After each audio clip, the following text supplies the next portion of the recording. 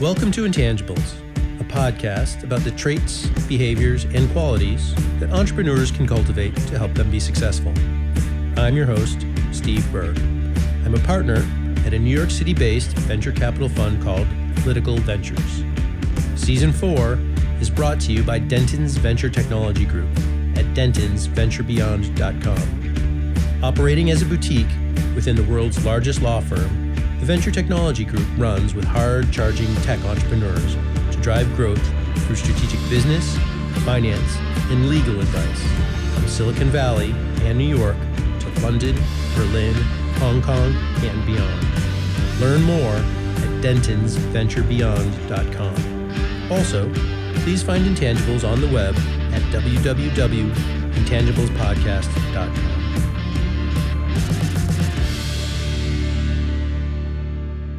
Luck is a mystical force. On one hand, people think if you work harder, you get more of it. Some people think it doesn't exist. Most successful people say that they wouldn't be where they are without it. Clearly, there's no consensus on luck. One of the quotes I like best about luck is this simple thought from General Douglas MacArthur. The best luck of all is the luck you make for yourself. The reason I like this quote is because it might be hard work and preparedness. It might not. But I want to believe that each person has something to say about the events that unfold to determine the amount of success they have. Karla Starr has run the numbers, studied the research, and knows more than a thing or two about luck. She's a writer who has written for The Atlantic, Slate, Popular Science, The Guardian, and the list goes on. She's the recipient of a Best Science Health Book Award from the Society of Professional Journalists. Her first book, Can You Learn to Be Lucky? Why Some People Seem to Win More Often Than Others, was published earlier this year. If I'm successful, she's going to teach us all how to consistently pull an inside straight on the river. Actually, I'm just kidding about that. Hi, Karla. Thank you for coming on the podcast. Based on the fact that I have read your book, I know that due to my increased luck surface area, I'm lucky to have you. Thank you so much for having me. There's one thing about your bio that I didn't mention, but I'm curious about. You lift a lot of heavy things. So first of all, what constitute a heavy thing? And can you explain a little bit more about why that is? Okay, so I do like to work out. I'm kind of a fitness fanatic, partly as a result of research in my book. And I spend about an hour and a half to 2 hours a day at the gym.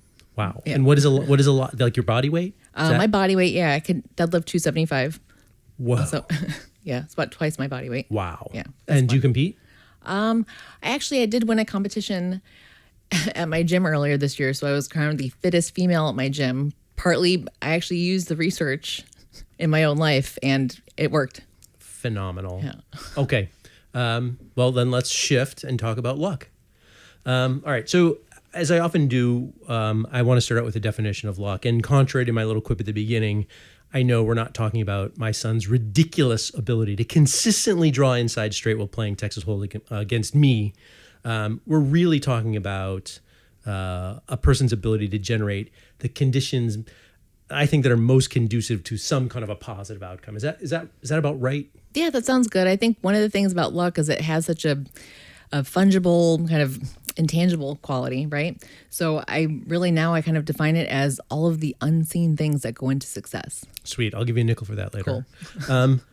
To me, the goodness of this, similarly to the way I think about charisma, it's predominantly about emotional intelligence or the sensitivity to well-being of others, which I think, that is pretty learnable, right? So I guess the first question is, do I have that right?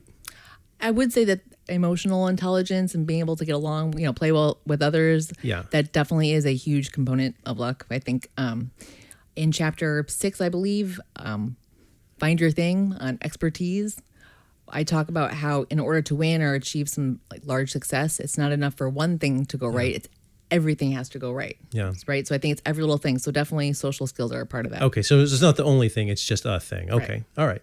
All right.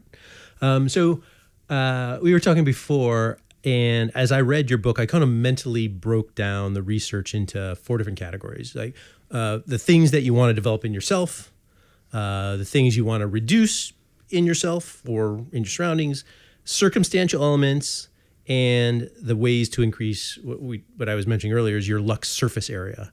Would it be okay if I proceed in this way? Because that's how I'm mentally organized. That sounds great. That's okay. Yeah. All right, good. All right, so let's try to dig into self-development. A big part of luck is creating this external perception that you are a good bet to people when they look at you. That people want to invest in those that actually invest in themselves. So, I mean, as odd as that sounds, there's kind of some like check boxes, which I thought, were a little superficial, but they actually do have an impact, right? Mm-hmm. So, all right, let's talk about what we need to do for those things. And I think those things are health, fitness, mental attitude, and even physical appearance. Absolutely. All right, let's go. I think in a nutshell, it really comes down to people give opportunities to other people who look like they have their shit together. Yeah. Yeah. That's pretty much it. But there's more, but I mean, like. Right. So what are all the components of that, right? Yeah. It's not just spackling over the hole in the, it's right. there's, you got to mean it, right? Yeah, absolutely. So that's one of the reasons actually that I started working out and really taking care of my physical health, because there are so many studies showing that, people who have this unconscious bias against, obese people or people who are slightly overweight or people who don't take care of themselves, they just assume that they're lazier, they don't have a good work ethic, presumably because all of these assumptions we make about other people's appearances based on what they look like. So it is very superficial, but at the same time, we are constantly making those evaluations about others. But okay. So, dressing for success, right? Fake it till you make it. Okay, fine, all that. But obviously, weightlifting, health, fitness, the mental part of it. I mean, right. We should not gloss over those, right? And that's really the hard work. Right. It's the people who have a good attitude. I mean, I think it's no coincidence that the most successful people I know are the most optimistic and the hardest working. They're the most resilient. Right. They really just have done the work on themselves and they keep going. Right. So the reason I really wanted to make sure that we included all of those and talked about all of those is because we're building a mosaic, right? There's we're positively compounding each little effect of a bunch of little things, right? Mm-hmm. And, when you see the kind of finished work, you're like, wow, that's fantastic. That's exceptional. That's, something I want to identify with. So I identified a couple of examples, preparation, attention to detail, consistency. Consistency is huge. Mm-hmm. How does doing each, and more importantly, doing all of these things actually create this luck multiplier? Right. So I think when we're evaluating people and deciding who to give opportunities to or who to befriend or who to go into partnership with, the best way that we can predict someone's future behavior is simply to look at what they've done in the past, right? So people have a successful track record of following through. Those are the people we're more likely to trust immediately and give opportunities to because they have a successful track record of following through. Yeah.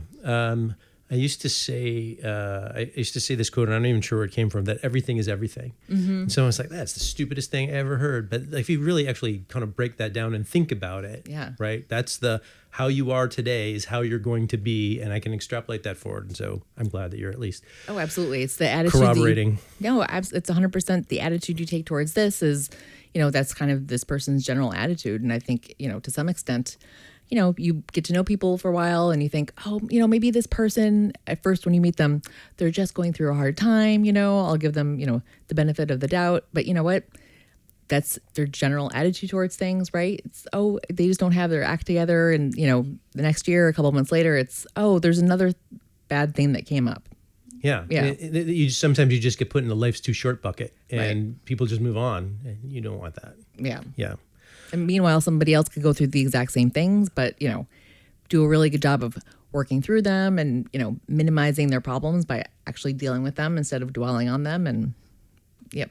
Right. So and that's the difference between winning and losing, right? Yeah. Mm-hmm. I am particularly fascinated with grit and mental toughness. Yes. I think you have some interesting ideas, and I'm not entirely sure we line up on how that relates to luck. I know that you've said that sometimes luck is just literally just sticking around and not quitting, why don't you kind of lay out what that means to you so that I can understand it better than I am? Well, so I guess one example is we could look at my career, right? So I've wanted to be a writer since I was 8. That's pretty much all I've done, all I've really wanted to do. When I was in my early 20s, I wrote 2 really bad novels, and I sent them around to agents, and I tried to edit them and work on them a little bit, try to get them published. And then eventually I thought, okay, maybe nonfiction. So I started working in, at newspapers and got some journalism experience. And then I finally found the subject. I actually majored in psychology in college. So then after, I was a music critic and a book critic, and I wrote about technology for a while. And then I realized that the underlying core to all those things was just behavior, why people do what they do, why they like what they do. So I thought, hey, maybe I could focus on this one thing that I know a lot about and keep writing about. So that's when things started taking off. And that's, when I started writing this book. So on one hand, I was mentally tough because I was still writing, right? Yeah. So for decades, I was, just doing that and plugging away. However, I was also slightly adaptable and willing to be flexible about what I was writing about. Right. You're willing to find your way in, right? Exactly. And I think there's actually also an element, and I know we're going to get to this in the conversation, of passion as well, right? Because it takes, it's one thing just to go, look, I'm not gonna give up, but it's another thing to like just be compelled to do something just because you enjoy the improvement of it. You enjoy. So we'll talk about that more. But I can relate to what you're saying about that being a way that separates people, right? In terms of the ability to be there when something good is about to happen. So what about like openness and mental attitude? Like sometimes I think luck wants to happen to us, but we're like, nope, this is what you're saying, like, no, I'm a fiction writer. And then luck can't happen to you because you're not. So like, let's dig into that a little bit. Absolutely. I think that one of the things I write about in the last chapter is that people, maybe construct their careers or their lives because they think that they have this idea of what they want their perfect ideal life to look like. And then something else will come along and they'll reject it right away. Right? That's not what I'm working for. I want to do this. I want to do this fiction thing. But what if they would actually be happier doing that other thing that just came along and they're just completely rejecting it right off the bat? Yeah. I find that happens so often that people don't even realize it, because a lot of it has to do with the way that people construct their identity and the way that people have this ideal in their mind of their ideal future self and what that will look like. And they're just completely married to that. And then they just become unable to envision themselves doing anything else. Yeah. So there's an element of like effectuation, which is, all right, what do I have available to me that I can do something good with, as opposed to what do I want to do, even if I don't have the pieces parts that make that thing a doable thing, right? Your chance of actually encountering those pieces parts or working your way into those pieces parts is probably way less than just going, hey, you know what? I've got a sail, I've got a mast, I've got a hull. I should make a boat. Right. Okay. All right. I think I get right. It's that. like being completely just tied to this one very specific outcome, right? So it's like, by definition, if you're just focused on that one outcome, you're possibly you're just ignoring so many other better outcomes that are out there. Right. And the interesting point is, like, oftentimes, there's that quote, any port in a storm is fine if you don't know where you're heading. Right. And that's not necessarily, that kind of is the antithesis of what you're saying, right? Like, hey, you've got to have a goal. And if you don't have a goal and you're not going to get there, and you don't get there, you're not going to be happy. You're saying, hey, look, you can be successful any number of different ways. You can be lucky any number of different ways.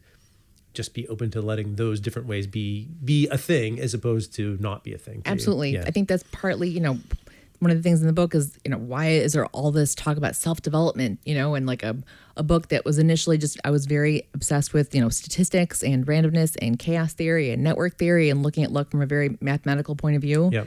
So after a while, reading all this research, I realized, hey, the one thing that we can control is ourselves. Right. Right. So, okay. So that's a great segue, because I had initially thought that the people that were kind of superior self-regulators, right? Those people that are most self-aware, they're kind of destined to be the luckiest. But it doesn't actually sound like that is what you're saying. It sounds like that's an interesting component, but malleability also isn't the right word either. But there's got to be an acceptance, right? Right. Flexibility. Yeah. Right. So I talk a little bit about self-regulation or self-control, and why is it that people who have good habits and are constantly thinking about getting 2 pieces of candy in the future instead of just 1 piece of candy today, why do they have better outcomes?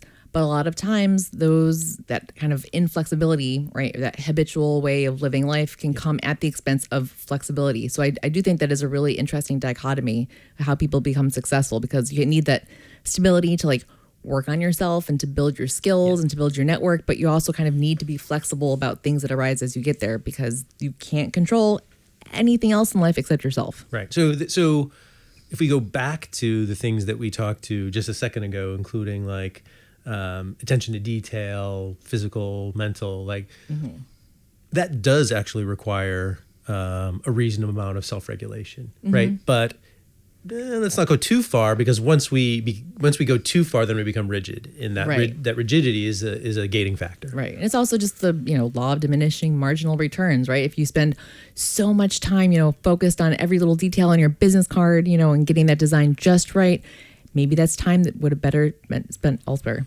Yeah. I think we talked to a guy a while back about essentialism, and so I think there's got to be at least an element of that as well. And we were touching before about doing the right, doing the right things as well. All right, this next one is a little bit longer. So there's 2 more subject areas under the self-development heading that I want to cover before I move on.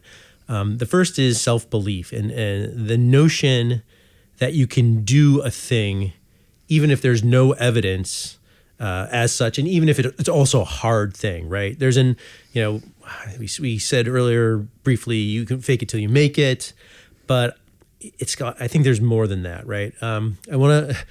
This is a big buildup for a very little payoff, but I'm going to do it anyway. There's this scene in the movie Rainmaker, and it's about a newly sworn-in lawyer, just out of law school, and he's up against this large insurance company. It's got a lot of money and a lot of resources, and the judge, who's played by Danny Glover in this case, says to the lawyer, "You're in way over your head, son," as a question, and the lawyer, who's Matt Damon in this case, says, "Absolutely," and resoundingly, and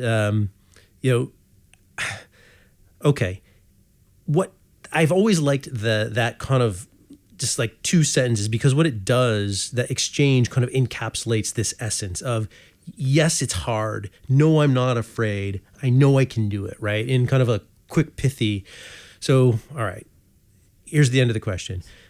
If you could talk a little bit about the kind of this internal value and external perception value of self-belief, I think that would kind of go a long way into expanding this notion of Right. So it's absolutely just not necessarily believing that you can do it, but knowing that you can learn it, or knowing that you can get better.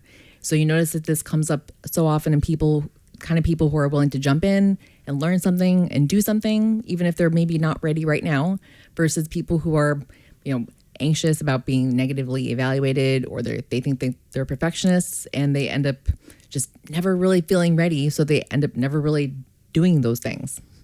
Right.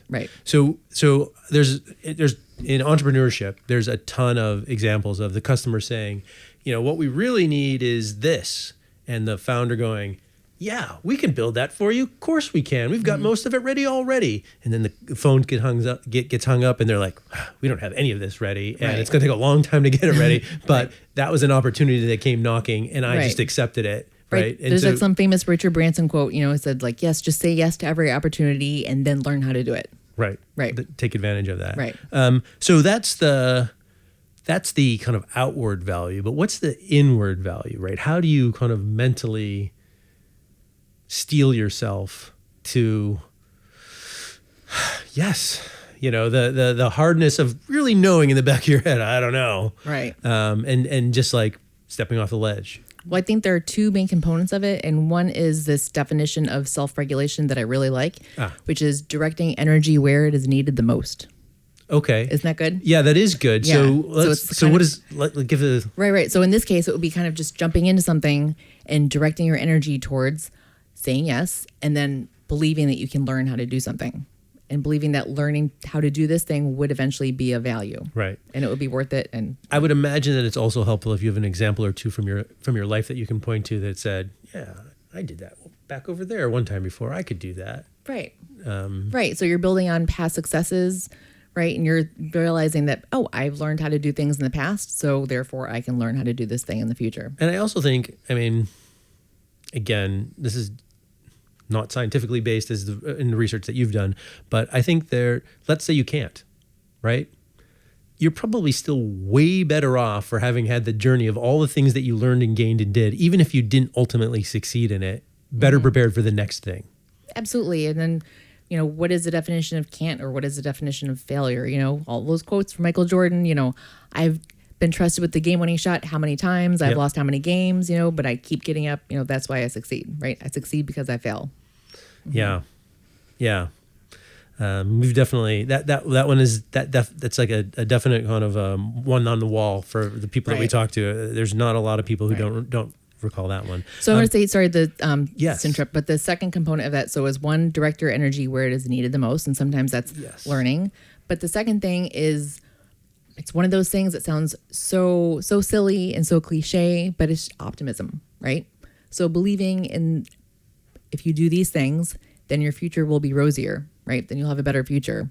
So I've noticed this so often that people put these artificial limits on themselves, and they think like, oh, you know what? I think I'm kind of maxed out, or I'm peaking now. And they, right? Yeah. So they just think like, oh, I can't perform at that next level. And it's all learning. And I'm learning this like right now in a lot of areas of my life. You think like, oh, can I do this? Can I do this next thing? Oh, I don't know if I deserve that. I don't know if I, have the cojones to do that. But some people just think that's difficult. I'm going to go to the next level, and they just keep going. Right. Just keep going up. So right. Yeah. So it's the people that are capable of saying, is this a real constraint or an artificial constraint? Exactly. So there are some people who think, oh, this is a completely insurmountable challenge. So this is actually where I think it's really fascinating to look at, people who are maybe looking at someone who has a career that's a couple notches above theirs. So notice this when you ask people, oh, do you want this person's career? Or yes, but they were lucky because, they must have had, better investors, or they must have come from a family who had money or had these connections, or they must have learned this. They're just really looking at the other person's what they think of as good luck, right? And they're just saying that they can't do it. But really, you don't know what these other people have had or what they've had to learn, And by the way, they might have had those things, but that may have not been the contributing factor to how they got there anyway. Absolutely. And so we only see our bad luck. We don't see our good lucks, right? So people are woefully blind to all the advantages that they have. Right. So, right.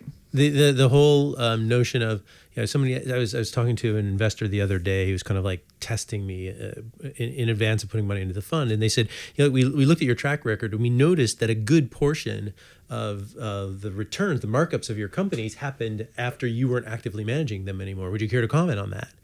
And, the answer that I ultimately came out with was that, on the risk return continuum, the hockey stick normally happens that later. But the thing about it is that hockey stick can't happen unless they get through the stuff in the beginning. Mm-hmm. And that stuff in the beginning is the hard stuff. That's the, hey, one mistake and we're out of business stuff. That's right. So it was relatively easy for me to say that, yeah, that was supposed to happen, but it couldn't happen unless I did this first. And I think they were like, well, all right, then that's a reasonable explanation for the fact that, it's all that work that you do in the dark. And I think a lot of people woefully underestimate how much of that work behind the scenes that goes on, because nobody posts, their 10 years of typing alone in a room on social media, right? They only see that, hey, look, I have my book coming out. That's right. Yeah. Like the quintessential 10-year overnight success. Exactly. Yeah.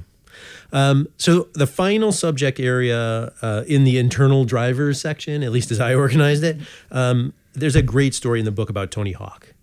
And it's like how he becomes so good, but then how he kind of creates this internal reinforcing loop.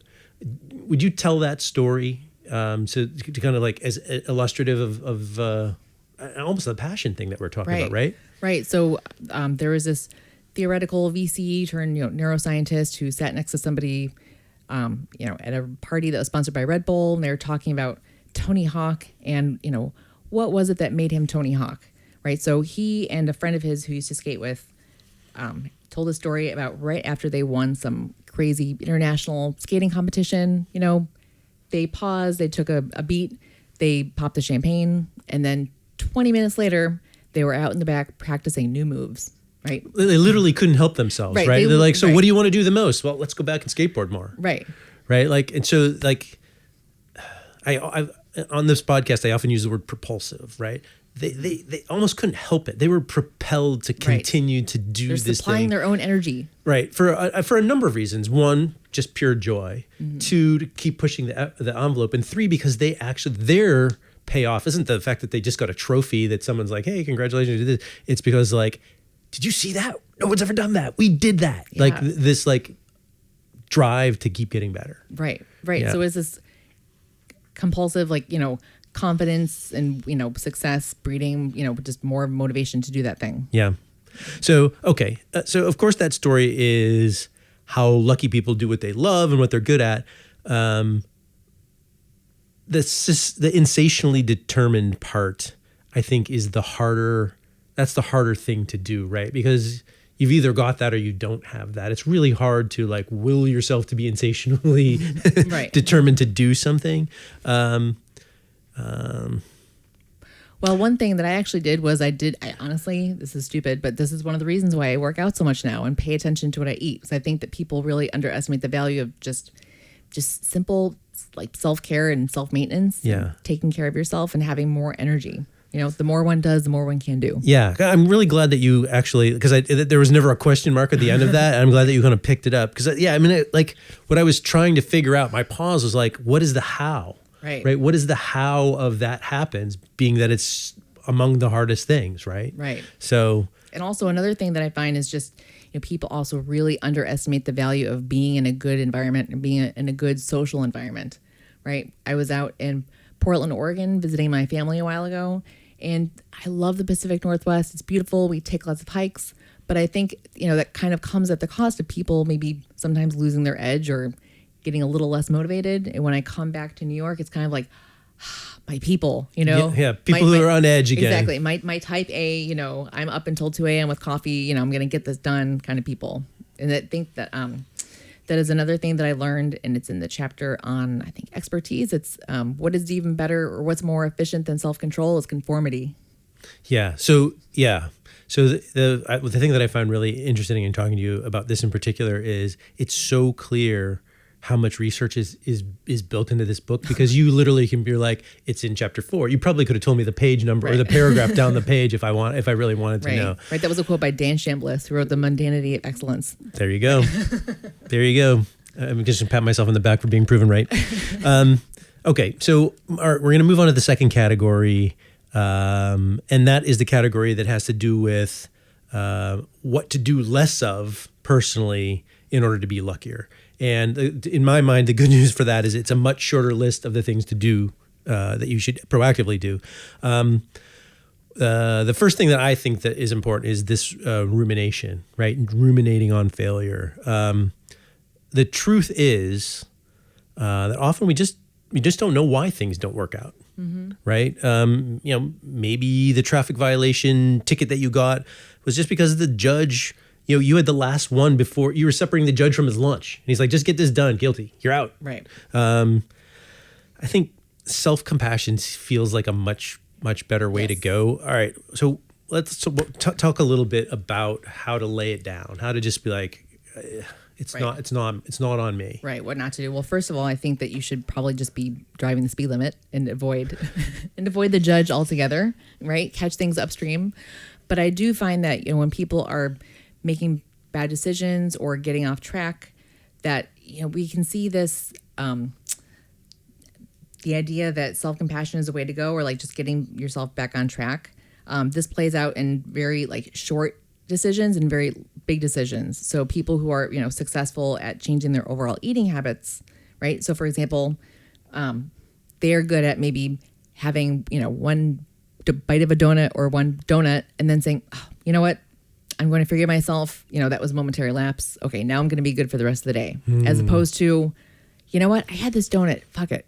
Let's get some pizza. Let's get some ice cream. Yeah. And then the next thing you know, it's like 5 years later, and you're in sweatpants. Did you in your research? Did you read Jocko Willnick's book about self-discipline? Like No. he's militant because he was military.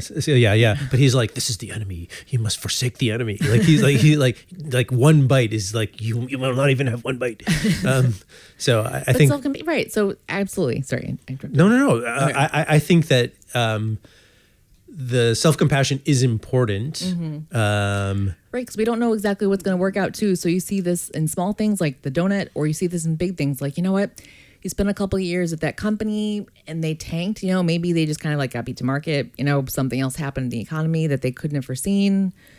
So, you know what? Learn, forgive yourself, and move on. Don't spend the next 10 years, hitting yourself over the head and saying that, there's nothing you can do. You wasted that time. Actually, ruminating is wasting the time. Yes. It's much more adaptive to just learn, forgive yourself, and move on. Yes. We talked to Chasa Yurch about that. Rumination. Actually, strangely, she's a psychologist, and she mentioned it as one of the things that actually tripped her up the most. And I thought that was pretty instructive. That even she knew about it, right? She knew about the challenge associated with that, and she still couldn't help it. So, right. But at the very least, if you are aware of it, you have a better chance of kind of combating. Right. But your attention is so key. So one of the things, I don't know if you've heard of the marshmallow test. Yes. Right. So, I don't think I've read a book in the last 10 years that didn't have the marshmallow test in it someplace. But it's just so good for so many reasons. So one of the things, when you actually look at the things that the kids did to, avoid looking at the one marshmallow, they looked at the two marshmallows, right? So it's really about directing your attention, right? So if you direct your attention away from your mistakes and towards the good things that you can do to go in the future, right? So it's all attention, right? So it's all just action. And so you're talking about some framing, and I think I do recall that we're going to talk about that and coming forward as well, hopefully. Okay. Next thing in the do not do this is about reducing mental fatigue. And you're really pithy about this. You say mental fatigue is your brain's way of saying it isn't worth it. But truth is, that's just you fooling yourself, right? Because we know that lucky people, they hang around and they don't quit. And so the question is, how do we arrange our lives so that the smart choice is the default choice, and your brain never actually gets to the point where it says it isn't worth it? Right. So I think the smart choice being the default choice is just you putting yourself up and kind of just arranging your life in a way so that it's just, you don't even really think about it. So that to me, that means that you have to identify that there's a chance for your brain to go, this isn't worth it, and go, okay, my brain's going to do that. Like my alarm's going to go off and I'm going to be like, no, 5 more minutes. Right. You set it up. Outsmarting your future self. Yeah, exactly. Well, you're right. You got to be like, all right, I got to go to bed at 9 tonight. Yeah. Right. And so when the alarm goes off, there's a much less chance that you're going to just go, no, I'm sleeping in. Right. Okay. Yeah, I get that. The final thing, and the interesting thing about your book is there's actually a lot of psychology and neuropsychology. So, and this one is pretty specific. You say reduce cortisol. Mm-hmm. How do you reduce cortisol? So, wait a minute. Hold on. I take it back. What is cortisol? Yeah. Right. So cortisol is that stress hormone, commonly thought of as it's a response to fight or flight. Mm-hmm. So it goes up in times it's actually sort of a warning system that something in the environment is, has a potential to disrupt homeostasis or get us off track. So it's actually pretty adaptive in the short term because it gets us to just, focus on this one bad thing so we can take care of it. However, the way that our lives are set up, there are a lot of potential threats in our environment. There are a lot of potential bad things. So people can have increased baseline levels of cortisol if they don't take care of their stress enough, right? Mm-hmm. So what does cortisol do? Well, it degrades our prefrontal cortical abilities, right? So it takes away the thing that makes us smart. Stops from thinking clearly. Right, stops us from thinking clearly, and it actually kind of pumps more energy into the amygdala, which is where our brain learns fear. Right. So it kind of makes sense from a survival standpoint, right? If we see the snake, we don't want to, you know what? Should I get out? Should I leave from the left or the right? Right. Yeah. I was kind of thinking why don't I stop juggling these 3 balls and run? Exactly. Exactly. You're just thinking run. Right. So stress, It's really fascinating how much these little things do add up. And I think that people don't always realize how much that things are stressing them out or how much that's affecting their ability to process things or, get things in order until they take away that stress. Right. Yeah. And I think there's, it's inevitable. It's going to happen to you, but it's the getting back to normal, you said homeostasis, getting back as quick as you can to like calm and normal and rational. That's right. Is there any tricks associated with that you know of? Well, I mean, part of it is just, stress actually kicks in when we get a sign that we're not the alpha, right? So it's a sign that we might be negatively evaluated by some other member of our species because, people always like defer to the alpha and they treat them well. So it's, pretty much anything in your life that kind of makes you worry about your resources, right? Do you have enough money for this? Do you have enough time for this? Yeah. Are these people going to be mad? So there are just a million things you can do. Okay. Yeah. All right. So I'm just going to leave that for everybody listening to look. Just go look up the million things that you can do. Okay. I'll write that on my website. Okay. All right. Sounds good. Okay. So I'm going to move on from that category. The next category has to do with circumstance. Oh, yes. Doesn't sound like you want to move on. No, we can move on. I was just thinking conflict. I think just little things really add up. I think little social interactions. I think that people don't realize how much that those make such a difference, right? Or so think back to why is ruminating such a bad thing? Well, it's because we're putting all of our attention into these negative thoughts instead of just kind of like positive, right?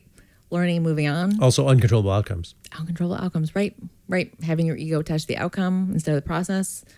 So I think that one way that it actually helped me is just kind of actually schedule a little more time for things in the future because I'm so much less stressed out over the course of the day. If I'm not thinking if I'm not overscheduled and not thinking, I have to do this 5 million things, So I end up being less stressed, being more present when I am places.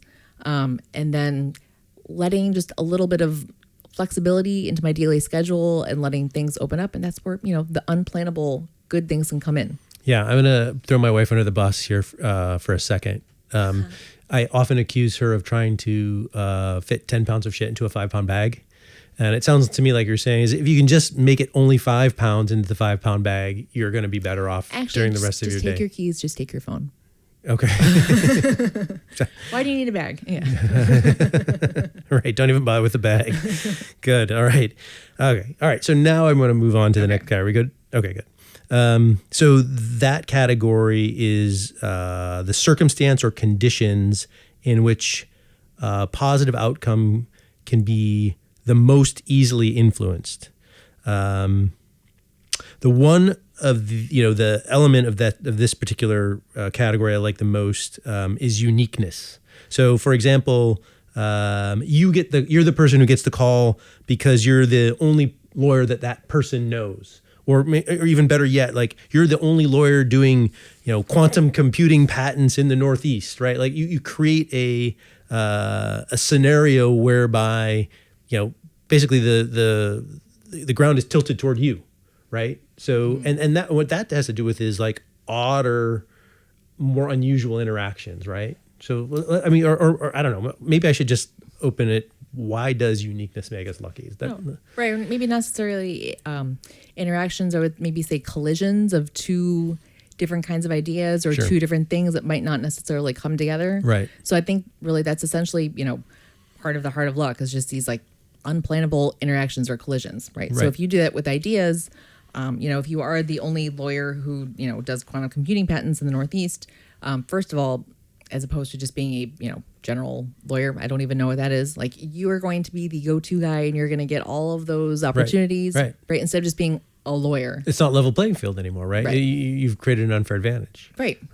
I think in addition to that, it sounds like, all right, let's say I'm a heart surgeon and I should try and go where their art dealers are. Why? Because those interactions might generate some completely new combination of ideas, which is original and creative and drive something forward, right? So I should allow for those collisions and be able to put myself into a place where a collision could potentially happen. Absolutely. And you'll also be the go-to heart surgeon for all those art dealers, and so much of luck comes through other people and referrals. Yeah. Right. Yeah. Mm-hmm. Yeah.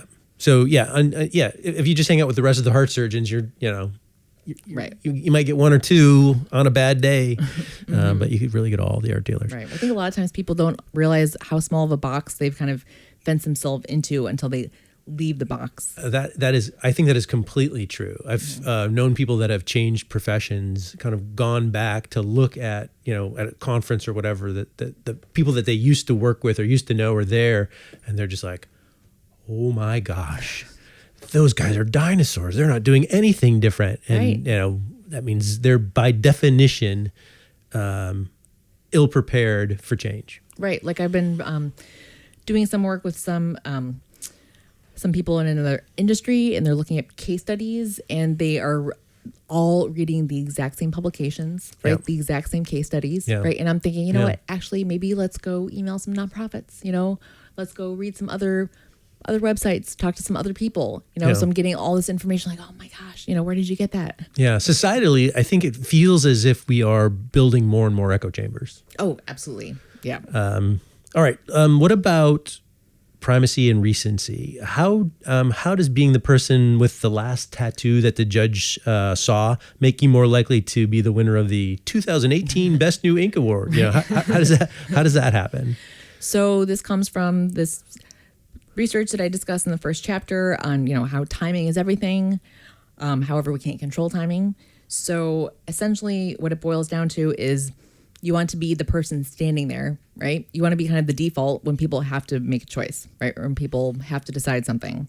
So one of the things that we can control is the context in which we are evaluated, which is really the difference between primacy and recency, right? So when you're the first person being judged, you're being judged against what these people thought of like their ideal or their perfect image of what they would see. Or nothing. Which could be potentially terrible, right? Like, because how can you be better than nothing? You're not better than anything or worse than anything at that point. Exactly. So, this happens all the time. You start evaluating things, you start reading emails or looking at photos or looking at houses. And it's the first couple, it's like, you don't end up choosing those. Those are just kind of like get a feel for what's out there, right? And then after a while, you actually start kind of judging and taking things seriously. Right. So, I mean, in a world where there's very little just noticeable difference, right? One thing that has occurred to me as we've talked about it is you've used the word default, right? You're trying to create scenarios where you become the default. Yes. I think that's a really. I mean, even you wouldn't even have to have said anything else that we've talked about before. But if you just said, "Look, try and envision and create situations where you're the default." Like that's a lot. That's a pretty interesting key point because I'm sure in many jobs, many professions, many things, like many situations in life, you could envision like, oh, I know how I could be, I put 3 A's in front of my name and be the top of the search engine. I'm sure there's ways that you could do that. No, absolutely. It's make yourself the go-to answer. Yes. Right? Because we're essentially just kind of hacking people's decision-making abilities. Ah, okay. Wow. Like two bang bang. Yeah.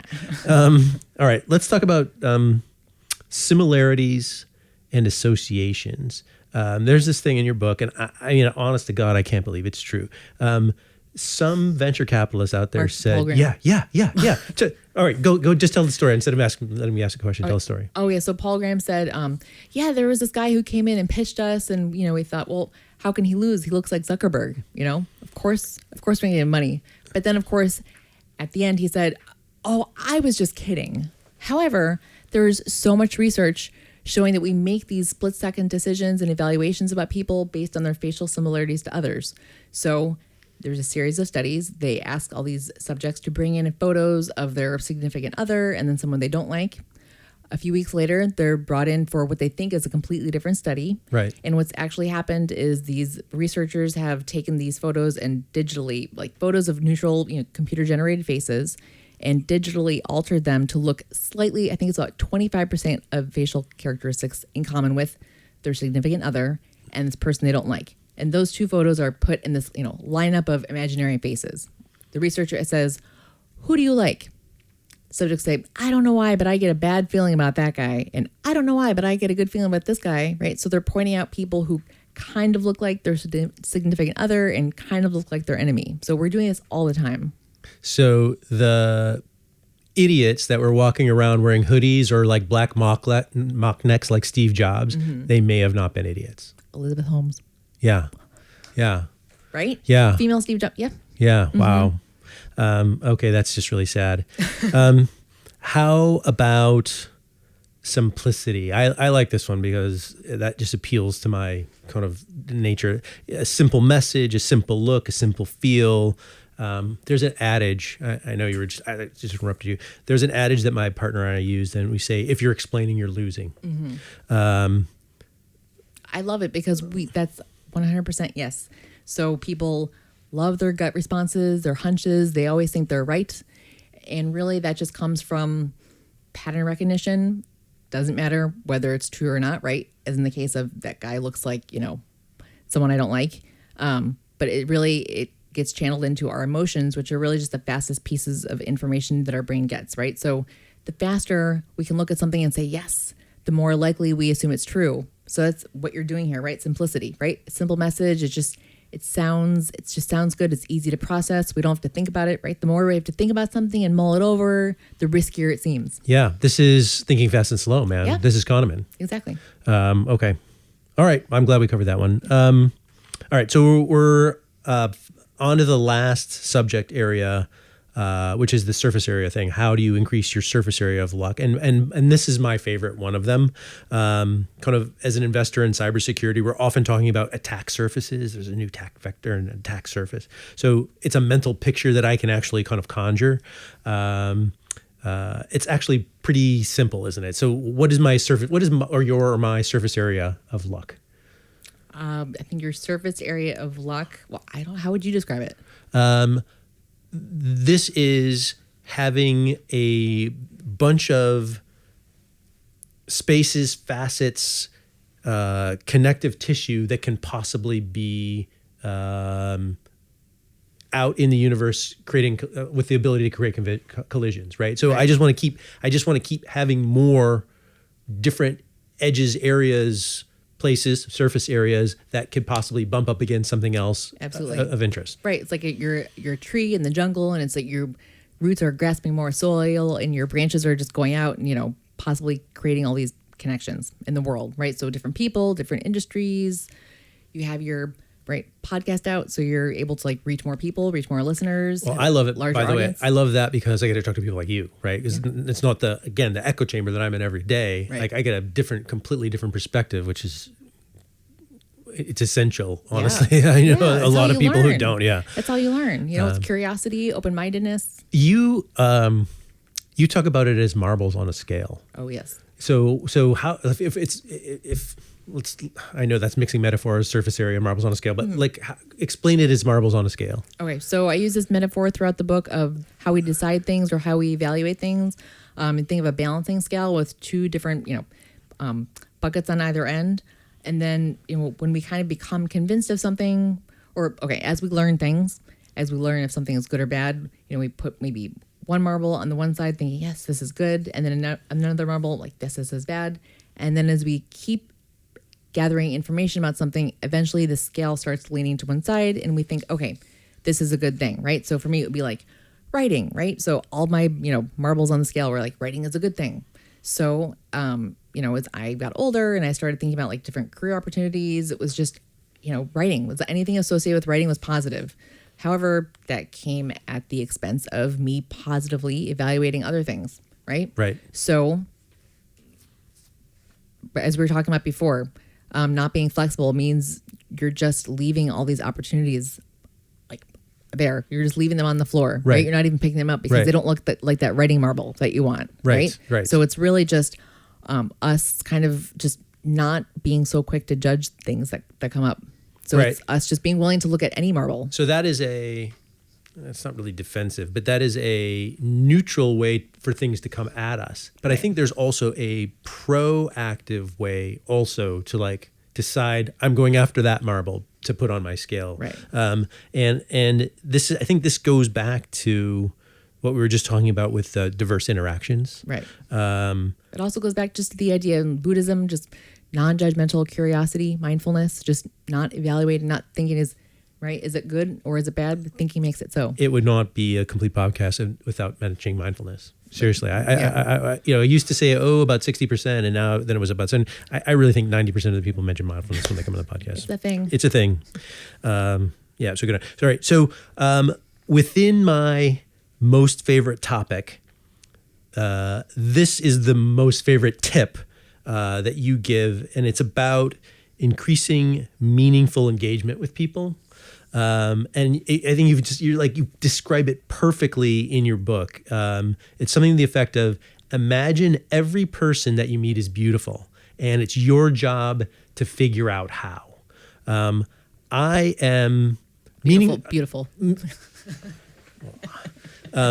He's blushing. So interactions in my particular job are not hard to come by, right? Mm-hmm. When you write checks for a living, everybody wants to interact with you. Yeah. Meaningful interactions, on the other hand, are very hard to come by, right? And so I'm constantly looking out for, how do I create a meaningful interaction that develops into a relationship? Let's give some examples of at least how you figure out how to figure out that the other person is beautiful. Right. So I think about how you respond to or would talk to a person who, you knew was just hot, and you really like them. Okay. Yeah, I usually say stupid stuff. Exactly. You just say stupid stuff, but you know what? You go up to them and you say stuff, right? You don't ignore them. Right. Right? Even if you're nervous or whatever, you would say something, you would, just kind of try to get close to them, and somehow you would, if you ended up talking to them, give them the benefit of the doubt. You're just a little more interested in them, right? You just kind of want to get to know them, right? Because they're just, everything they say, it's so fascinating. Oh, you like vanilla? That's the most amazing thing in the world. Pumpkin spice, yes. So you just really, you interact with them more. You give them the benefit of the doubt. You get to know them better. So you end up, right? So they say beautiful faces, or like, what is it? They're more accurately and positively understood, right? So it's kind of like a beautiful face is like a book with a great cover. You just get to read it better and then focus on its bright spots. Yeah. So that is how I now try to go about all my interactions. And I realize that I've been very superficial before, making a lot of assumptions about people based on really just quick to judge information. Because, as we stated before, that's what we do. We just quickly judge people, and then we make all these assumptions about who they are and what they're like. And actually, you never really know what someone's going through, or, you never really know who they are. You never really know what they know. You don't know who they know. People are very complex and multifaceted and fascinating. And if you act like everyone is kind of fascinating and you ask them questions about themselves, like, people love that. They do. People, that opens people up. Yeah. Genuinely, not just kind of, what can you do for me? Genuine curiosity about the other person. Right. I agree with that. People's BS detector, I have one, Yeah. I can tell when people want You stuff. like putting your clothes on in the morning? I like putting my clothes on in the morning. Exactly. Oh my God. It's like we know each other all forever. Yeah. But you should not feel bad for that superficiality, because let's face it, the vast majority of the population has that. And if they didn't, then our brains work. Then you wouldn't be able to explain Sarah Palin. Right. Right. There's an interesting discussion in the book of just how exactly someone goes to become the vice president nominee of the United States. All right. So the final thing on the Lux surface area topic, and it's a great thing to conclude on before 3 questions, and that is say yes. And I'm gonna alter this slightly because you in the book you write about Derek Sivers, who I think probably most people listening to the podcast know who that is, and he isn't just a say yes, he's a say hell yes, and that's kind of his way of actually separating things that he wants to do from what he really wants to do. And I understand that the point is slightly different, but let's talk about the notion of, and we even kind of I guess touched on it at the beginning, or was that even before we started? I don't know if recording or not, but let's talk about the notion of saying yes to increase your surface area. Right. So it's the marbles thing, right? It's instead of just being overly focused on, your path or your exact, the process or exactly how you think things are going, right? So that's how people kind of efficiently navigate their way through the world, right? They come to it and they're they already know what's what and what they're good at and how they're going to evaluate people, instead of actually just kind of picking up all the marbles that come to you and seeing what's there and actually getting to know them. Yeah. That's again, I like it because it's a more offensive strategy, right? As opposed to a passive strategy. Right. Okay. So we're down to 3 questions. And that, as I alluded to, means that we're near the end. The first of the 3 questions is there something about this topic that we didn't really talk about that you think, oh man, how could we have done 45 minutes or an hour on this and not brought this up? One thing I think is very interesting that maybe that we didn't discuss as much is confidence. Confidence. Sure. And so it's really just, people, how do you get this confidence? I think that's something that I hear a lot about, especially maybe with social interactions. People feel very kind of self-conscious and blah, blah, blah. But confidence is essentially just you evaluating yourself well. It's a positive evaluation of your own actions, regardless of what other people say. And I think that that can kind of get lost because a lot of people think like that it's something that has to come from external cues, or, these people they're lucky because they kind of go up and do this thing. But, as we said before, it's just action, it's just you going up and doing something and believing in yourself. And it sounds really cheesy, right? It's we got to believe in yourself to do it. But it's kind of like, that's really what it comes down to. Yeah. My wife accuses me of this all the time, by the way. So I'll say something kind of like completely incorrect, but I'll say it with confidence and forcefulness. And it oftentimes, like most of the time, she's like, dude, that's complete BS. Much of the time, however, depending on if it's not her as the filter of the audience, it just completely slides. Yes. Right. It just completely slides through. Yes. Like, wow, he must know what he's talking about.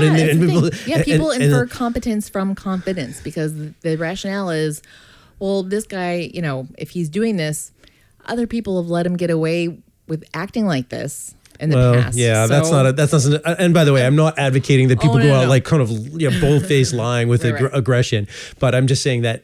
And by the way, oftentimes the things that I'm saying I think are correct, even though they're not necessarily correct. Right. I at least have the belief that they are. Right. But said in a way that conveys belief. Right. People are like, yeah, I'm inspired by that. I think that seems nodding their head. That seems right. Okay, so confidence that's a great one. I'm glad you did bring it up. I know there's. What are we talking? Was it 86 pages? You know how many pages? 83 pages? It's a lot. In the book, there's 83 pages of references to the stuff that you researched in writing this book. So, I mean, that's as thorough as I've ever seen it for a book of that length. I mean, your book could be like a third of the length. Your book could be 1,000 pages long for that much research. What I would ask, is there any materials that you would recommend besides the book? I think that thinking fast and slow is a really can't go wrong with Kahneman. You can't. Yeah, you can't. That's a great book. I will put some other things to read on my website. Oh, awesome! For your listeners. Which is a fantastic segue into question number 3. Where would you want people to find you? My website is kstarr.com. That's kstarr.com. Yes. And I am going to go home and put some references, some to read material, because I actually think that's something I've been meaning to do for a while. So there we go. Fantastic. We got leverage out of this as well. Yeah. Okay. That means that we're at the end. So I want to thank you very much. Thank you so much for having me. Great conversation. Yeah. Really interesting. Appreciate your participation. Yes, I appreciate the invitation. This has been Intangibles. As always, I'd like to thank Denton's Venture Technology Group at dentonsventurebeyond.com for being the sponsor this season and a supportive partner. Operating as a boutique within the world's largest law firm, the Venture Technology Group runs with hard-charging tech entrepreneurs to drive growth through strategic business, finance, and legal advice from Silicon Valley and New York to London, Berlin, Hong Kong, and beyond.